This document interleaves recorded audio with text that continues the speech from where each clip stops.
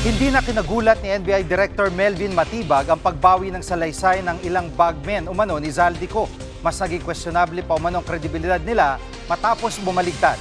Live mula sa NBI headquarters sa Pasay, namumuna sa balita si Gio Robles. Gio, bakit daw inaasahan ni na Matibag ang pagbaligtad ditong ilang bagmen?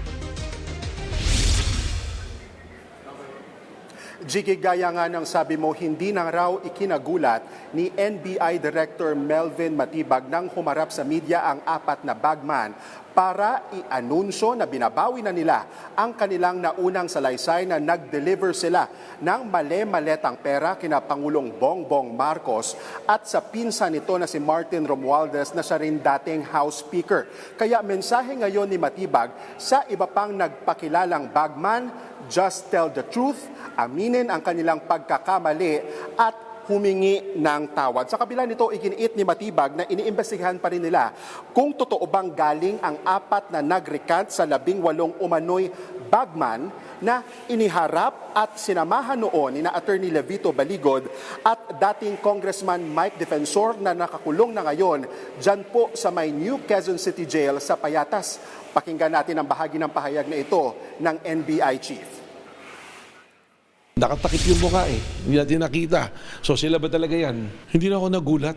We cannot comment on the credibility, on the value of their testimony until na kami mismo nag-imbestiga. But dito sa bagong development, we have to investigate.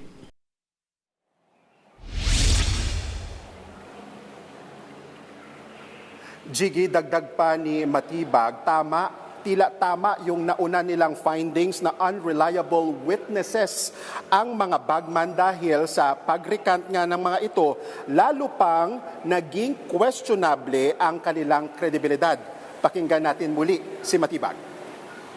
Ito na yung sinasabi nating na hindi mo matatag ang katotohanan at this is a validation of what the NBI, yung findings ng NBI.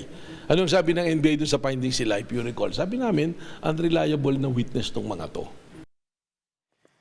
Gio, para kay Ombudsman Remulla, sinasabi niya si Congressman Romualdez sa may pakanan nito dahil ang makikinabang definitely ay si Romualdez. Pero sa panig ni Matibag, ano ang tingin niya sa pag-atras itong ilang bagmen?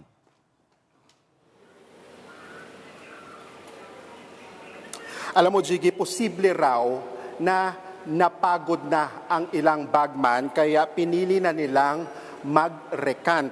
Kung babalikan kasi natin, Jiggy, patong-patong na yung mga reklamo na kinakaharap nitong 18 bagman ni dating Congressman Zaldico. Sinampayan ng ilang opisyal at personalidad na idinadawit nga nila dito sa money kickback scheme na karamihan ay mula nga sa kontrobersyal na mga proyekto kontra baha. Hindi rin direktang iniuugnay ni Matibag ang pag-atras ng ilang bagman sa pagkakakulong nga gaya ng nabanggit ko kanina ni Mike Defensor. Dati nang sinabi kasi ng kongresista, if you can still remember it, na siya ang tumutulong sa mga bagman. Pakinggan natin ang pahayag dyan ni Matibag. The possibility na pagod na. They want to go on with their life. Akala nila ganyan. At saka siguro, baka may katotohanan nyo sa sinasabi na yung pinangako sa kanilang mga pinapangako ay hindi nangyari.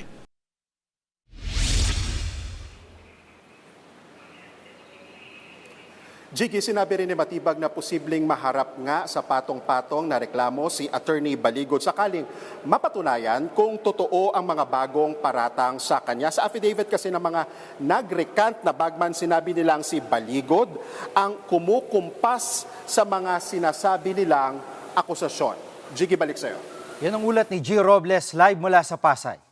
Mga kapatid, Jiggy Manikad po, pagdating sa mahalagang balita sa loob at labas ng bansa, dapat una sa lahat, mag-follow at mag-subscribe na sa social media pages ng News 5.